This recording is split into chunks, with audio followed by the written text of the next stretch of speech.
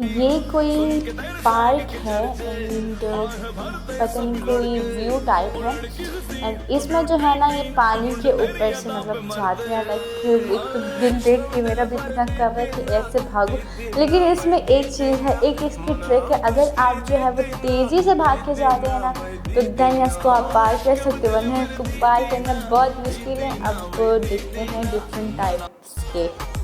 Okay, मतलब कितना pressure आ रहा होता है पानी का। ये ओ माय गॉड, आंटी गिर गई। ये देखा, ये लड़की जिस तरह भाग रही है ना, ये बच्ची गिर गई, आखिर में बेट हो गया था। ओ ओ ओ ओ एक तो ये स्लिपरी है, दूसरा ये है बहुत मुश्किल है करना, मैं भी जितना मुझे लगता है। वैसे हम देख के बैठ के क्या बहुत इजी है, लेकिन ये करना काफ़ी डिफ़िकल्ट होता है। ओ माय गॉड, कितनी ख़राब लगी। अच्छा, सेकंड अटेम्प्ट किया इसने। ओ अब तेज़ भागी है। ओ ओ ओ ओ मतलब आपने अपना स्टैमिना जो है ना वो बरकरार रखना है। Okay nice. आंटी जी के ना जाएंगे, ख्याल से पानी आपके पीछे पीछे आ रहा है।